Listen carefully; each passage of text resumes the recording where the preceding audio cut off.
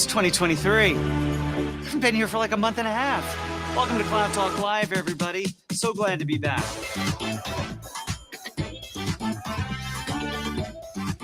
That's right. Where have we been? We've been on vacation is really what it comes down to. Took a little break, got some shut-eye, got a little rejuvenation.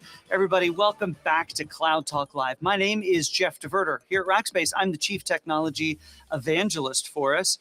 And what that means is I get to spend a whole lot of fun time hanging out with great people like yourself. So you've seen the prompts come across the screen, not that you need them because you remember the deal from 2022. This is the point when you tell me who you are and where you are. Just comment down below, on the side, up above, wherever your player has it.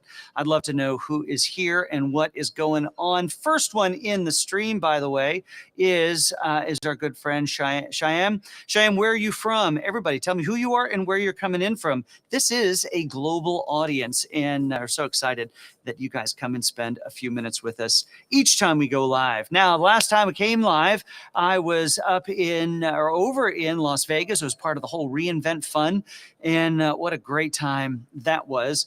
But we're back this year. Now, we're back for a very special episode. And I'm going to get into that here in just a second as to what this is all about. Oh, here we come. Everybody's starting to show up. We've got India represented. We got San Antonio represented. Megan, she's just sitting over there.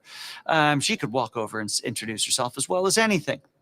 Well, folks, you know, here at Cloud Talk Live and all the things that we do as part of Rackspace's Solve program, which is our thought leadership program, is here to help provide information for you as technologists or people working in industry that use technology to, you know, do that a little bit better, to talk to people who have done it before. Hey, we got someone here from Charlotte's here.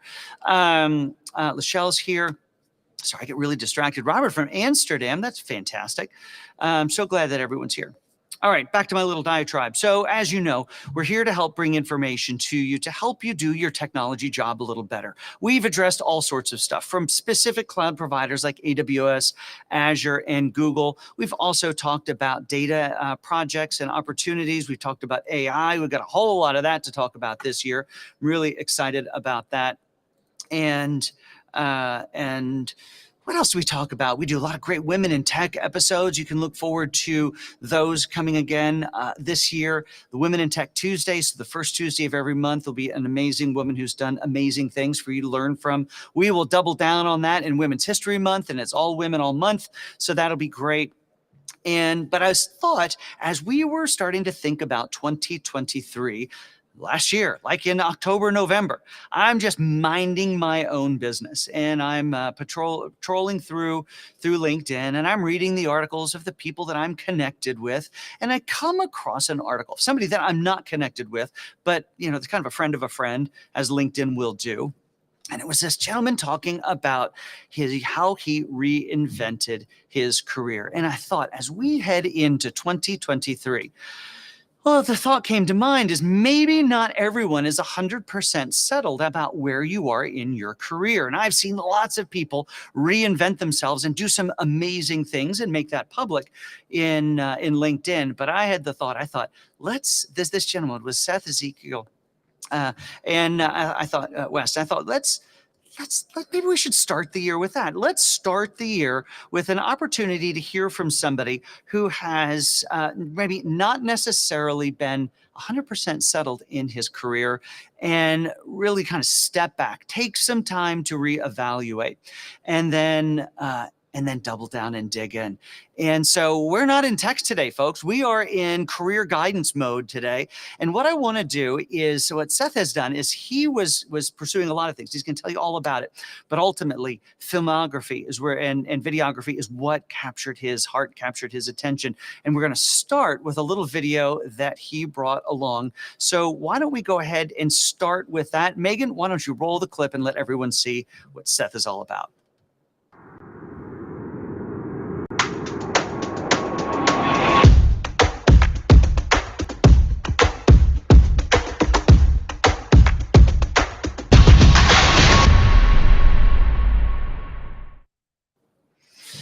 Amazing stuff. Seth, come on up on stage here with me for a second. Daniel will bring you up. Come on. And here we are. Seth, welcome to the program. Hey, thank you for having me. Absolutely. So Seth, last October, you get this email from a strange dude saying, "Hey, cool story. You want to come talk about it live? Thanks for taking a little risk and joining us here today." Yeah, of course. I appreciate you reaching out. I stoked on the opportunity to share a little bit more of my story with everybody. Well, fantastic. Well, to start, tell us who you are and what you do. Yeah. So my name is Seth. I am a photographer, videographer, filmmaker, producer. Kind of all that content creation stuff. Originally based out of Portland, Oregon, I guess, and now kind of on the road. I'm actually in Texas, just up the street from Mhm. Jeff right now. So kind of traveling around, making films and doing photography, primarily in the outdoor industry, as you guys just saw. Lots of water sports, paddle sports, fishing, all that good stuff. Well, fantastic. So let's go backwards a little bit. You know this wasn't your first job. What had you been doing? What was it that I know your job from the article was in corporate America. What had you been up to? What was going on? Yeah, so I worked in outdoor retail for about the last decade. So, I mean, like a lot of people kind of out of college went into retail and had a passion for the outdoor industry. So, kind of moved in that direction, got into management. So, I'd been managing outdoor retailers for about a decade, more or less, and had kind of reached the pinnacle of that, where I was at a place, just I don't want to say dead end job, but really was at the peak of outdoor retail management and what I was doing, and that's I guess where the new story, the new chapter begins. So you decide that wasn't for you. You head home and immediately become a fancy videographer. Is that how the story went? That's it. I was like, sorry guys, I'm gonna go make videos now. Uh, No, it was anybody who's seen that LinkedIn post, that thing kind of blew up. It was pretty interesting because I was just like, I'm going to tell the story of how a pay cut was a good thing. But after COVID, it was an interesting, well, not after COVID, in kind of the meat of COVID. So I guess it was 2021, a little over a year ago. Um, you know, Pretty much everybody in every business, but especially in the outdoor industry, was raking in record profits because a lot of people were going outside for the first time, and um, kind of in that same time, my boss sat me down to give me a pay cut, and I was pretty frustrated Lucky with things you. already. Yeah, yeah, it was You've it been was doing a great unexpected. job. Keep it up. We got some more hours and less money for you. Yeah, exactly. So I ended up quitting the next day. I was just like, yeah, I'm not gonna do this for less money. It was already kind of I was at that point where I was like, I don't feel like I'm making enough for what I'm doing. Yeah. And then I decided to enroll in a coding boot camp because everybody can code, they say, and I was like, that sounds great, and I'll work remotely. I'm sure there's some people in the chat who are familiar with that, and it was not for me. My wife did it, and she's a project manager for a programming company now, and she does great. But I just, for whatever reason, just programming did not register in my brain. Um, and I had been doing photography for a few years, kind of for fun at that point, and a little bit professionally, and decided that it was time to take the plunge and talk to my wife. And we got to a point where we're like, yeah, I think we can make this happen. And so I guess last January is when I made that decision. So it's been right about a year that I've been officially doing this full time. And yeah, it's been good. That's fantastic. So in this for a year now, Ari's got a great question. He says, "How? What do you shoot for? So who are some of your customers? Obviously, it's going to be the outdoor world, I believe. And then how does this get monetized? I mean, would you walk us through that?" Yeah. Totally. So, yeah, last year being my first year, a lot of customers were smaller customers. I've done a couple of weddings, things like that, but majorly big things that were really exciting for me. Last year, I did a shoot for Stanley, like the camping outdoor Hmm. brand. That was very fun and a big one for me. And Hobie, if anybody's in the kayak world, Hobie is, I believe, I the own one. biggest. Yeah, yeah. Hobie, I believe, is like they have some title like the largest watercraft manufacturer in the world or something along those lines. And they hired me for a shoot last fall, which was really exciting. That was like a dream for me. I was like, maybe someday I'll get to do a shoot for Hobie, and it happened in the first year. And there So, you were. So yeah. where did you? So where was that shot? Where'd you go for that shoot? I don't know if I'm allowed to talk about it yet. They haven't released it. Not It's out. like It's a not whole out. thing. It's not out yet, Somewhere but outside. Let's just safe to say you were outside and you're on the water. yeah, it was a very lovely place. It was a good shoot. I'm really excited to see that come out. All right, so it begs the question. I'm into this technology stuff. I've got a fancy camera here, I'm Yeah. surrounded by gear.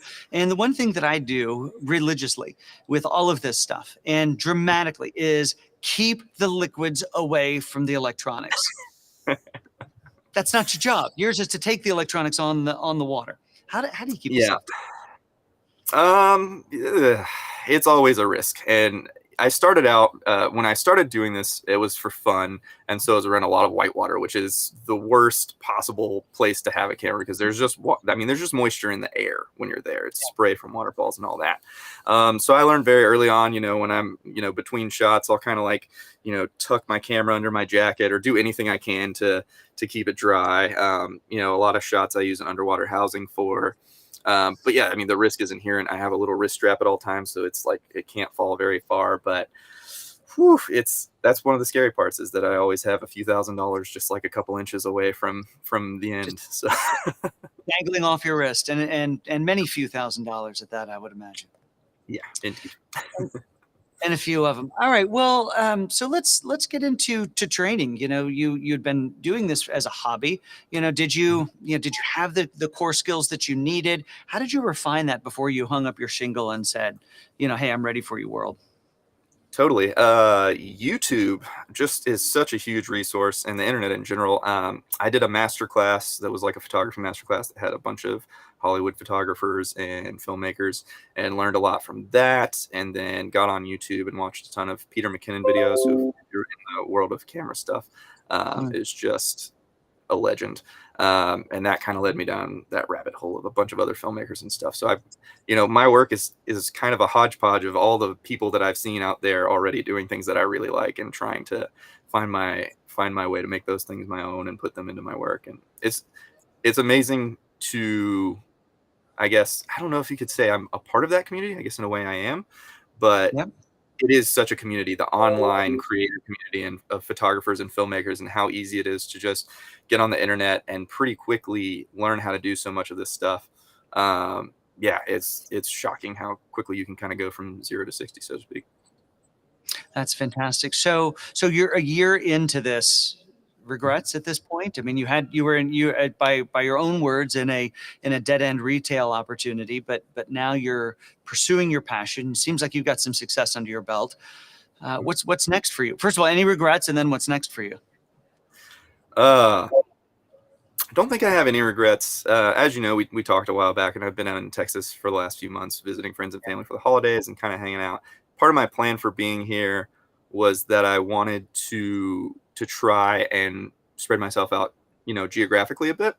And I think my only thing I would change is I probably would have spent a little less time in Texas and kind of stuck around in the Northwest, just because I have such a good base there of people and community and people who want to work with me.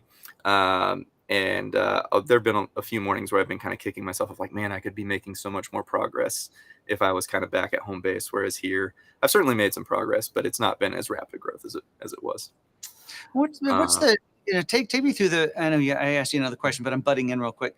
But through the process of going from, hey, I've got a relatively, although not paying a ton, stable job. I know when the money's coming in, you're on your own. How's that transition been? Rough at first. The first few months were just terrifying because it was mostly just me putting stuff out there and kind of reaching out to folks and being like, hey, anybody need anything for cheap? And that was really scary, especially at the time we owned a house. My wife and I sold our house to kind of hit the road, but the first few months were definitely terrifying, and it was a lot of reminding myself like, this is an investment. This is the time I'm investing. It's going to pay back later. Everything's going to be fine. But yeah, it was the first time in my adult life that I had not had the stability of a regular paycheck, and that was a huge transition. I would think so. So tell me about what's on tap for 2023. Yeah, the goal for this year is to make more, I guess you would call film work, right? Because there's lots of kinds of video work these days. You've got short form stuff, you've got reels, you've got videography, so to speak, YouTube stuff, which I do a bit of that as well. But this year my goal is to make some proper films that really, the full process, where you come up with an idea and you write it all out and you shoot the shots and you put the whole thing together. And it's, I guess, a longer process and a little more artistic. And I'm really excited. I'm starting to work on one of those. Well, I'm already working on it, and then I start shooting on it next month. So that's a huge one that I'm really looking forward to, and trying to do a couple of those this year. That's interesting. So obviously, the stuff that you've done has been very outdoorsy. It's very water sportsy. Do you think it's going to stay in that area? Stay outside? Are you going to get more? What do you think maybe will expand or change about what you're doing? Yeah, I think so. This first film that I'm working on is it's I guess you could call it a canoeing film, but Mm. it's more of a piece on family dynamics. A friend of mine has kids, and most I mean I'm at that age. Most of my friends have younger kids, and just seeing the way that families interact, and especially with technology around. I mean, it's so different from when we were growing up. Kids have something with a screen in their hands nonstop, and it's one of my friends phrased it this way: it's like a pacifier for them. As they get older, it's like if they have their phone or their tablet or their video game or whatever it is, it's just like boom, and they're quiet and they're zoned in. But then you try to take that thing away from them, and they a lot of times lose it, right?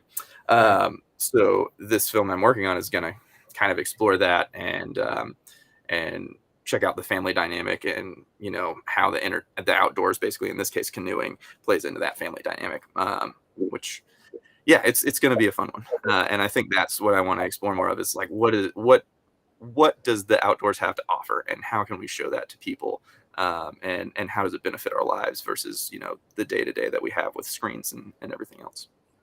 Very interesting. So I think there's an interesting lesson here in that, you made this decision to change careers into one where you're a videographer and a storyteller through the lens, but that doesn't mean that's a singular change and nothing else changes from there. There's a constant evolution as to who you are as an audience and what you're exploring. So with that, then let's turn the conversation a little bit more towards it's your chance now to look backwards at and take what you have learned over the past many years and maybe provide some advice. How about some advice to somebody who's starting 2023 and feeling a little unsettled about where they are and have an itch to try something? What advice might you have for them?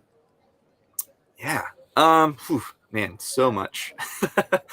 uh, I think the first thing, I mean, going back on my story, a lot of people who end up in my position are waiting for some kind of push, right? Mm. Because for me, the push was the pay cut. I was in a place I wasn't miserable, but I wasn't happy, and I wasn't where I wanted to be. When I looked at the rest of my life, I wasn't like, I want to spend 20 more years managing retailers. I Mm. didn't want to grow into being like a CEO or anything like that. I wanted something different, and I wanted to use that creative side of my brain, I suppose. Um, and and the pay cut was the push. It was that little nudge that was like, you know what, it's time. It's time for me to do this thing. I have some money saved up. I can get by for a while and really make this move. And and I think, I'm grateful for that push. I think the Yeah. biggest thing I wish is that I hadn't waited for the push, that I had taken the initiative instead of waiting till I reached that point of frustration and said, I'm going to do this now. Like now is a good time. I have the stability to do this thing. And then maybe I could have had a bit of a smoother transition instead of waiting until it was like, okay, now I have to do this right now because this is the only opportunity I'm going to have. Seth, I think So, that's a killer advice, and that is because what it ultimately comes back to is people being more purposeful about their career. And I've got this book that's just in my head that I feel like I need to write, but maybe it's just a blog post. I can't tell if it's 3 paragraphs or 30 chapters, but it's really just about owning it. How do you own your career, and it ultimately comes back to owning your life, not being just letting yourself being impacted by the externals, but to cast a vision for where you want to be and not being afraid the fact that this is could be a multi-year journey, and it's okay to only be at step one, but to take that step. absolutely. Yeah, I mean that in a way that owning your career, it ties in a bit to actually a video I was watching yesterday that was kind of an excerpt from a podcast, but it was a psychologist who's talking about how do I describe this? Basically, goals and growth mindset, and your goals basically, and the psychological effect that they have is you set a goal. So let's say your goal is to go to the gym, and Yeah. you give yourself a reward for going to the gym. So your reward is I went to the gym, so afterwards I'm going to go get breakfast tacos because we're in Yeah. Texas and that's what we do. That's what we do. Uh, yeah. So you go to the gym and you go get your breakfast tacos and you're like, that was great. And then the next day you go to the gym again and you go get breakfast tacos and you keep doing this. And over time, basically what's happening is every time you go to the gym and then you have that breakfast taco, you're getting a dopamine release. And it Mm. turns out what they've found is each time you do that same process, each time you hit a goal and then you reward yourself, that dopamine release diminishes a bit until it gets to the point where it's basically no more. You're not as excited about going to get breakfast tacos after the gym because you've done it a million times, and therefore you have no motivation to go to the gym anymore. Right. So alternatively, you have the growth mindset, which is the goal and the reward is the process. So in your mind, going to the gym is the reward. Yeah. You want to work out because you see that the end result is that by working out, you're going to be a healthier person. And hearing this was kind of like a eureka moment of like, that's what's happened. That's what's changed with me for my work. Before, I had a goal, which was to make money, and I would go to work and I would be rewarded with money. And over time, right, that excitement over that same amount of money every couple of weeks diminished and diminished and diminished and diminished until I had no interest in doing that same thing anymore. Right. Whereas now, I mean, everything I do, I even with making a film, obviously the goal of making a film is to make a film, and there is reward in that, but there is reward to me every step of the way. There, I wake up in the morning and I go shoot and I feel excited about it. I'm, in the editing process, I'm trying different things and I'm moving things around and I'm excited about it. And then when I release, the completed work, I'm excited about it. And so the whole journey is the reward at that point, and that makes it just so much easier and so much more motivating to go do the thing every day. When it's I wake up and I'm excited about what I'm doing, and I know that's going to be the case the whole time. And there are certainly still struggles. That doesn't stop. Like, I'm not saying it's all easy, but I'm saying that it is a rewarding process, and that goes beyond fiscal reward, right? So I think that is the way that I would define, being in control of my career and feeling engaged with it, as opposed to, living that reward based, I'm making money with the diminishing returns of dopamine, basically, that I was looking for in the past. Amazing what you just said. I mean, the phrase that's stuck in my head right now is the whole journey is the reward. And we can contrast that with where you started the conversation. And that was that you got up and went to work to get a paycheck. So every 2 weeks you got a reward for something that you did. So that kind of in arrears, as opposed to the daily excitement about getting up and doing what you're going to do. Doesn't mean you don't have a bad day from time to time where things don't go south, but there's learning from it. There is excitement in it. And boy, what a much more fulfilling life, I would imagine, as you start to look into the rear view mirror. You may not see it. I would think I may not see it in the moment by moment, but you start looking back going, I wouldn't change it for anything. Even if one dynamic, what if you're not, even in the beginning, you weren't making much money, you weren't making any money, you were figuring out the craft, but there was reward in the journey. Yeah, indeed. It's really incredible. All right. So where do people find you? How do people learn about what you're doing? Follow your story? Because, well, now the world's going to want to follow your story. We've had people from Germany in here. We've got folks from Pakistan. They're all over the place. Mexico, farther south in Central America. So how do people find you and follow you?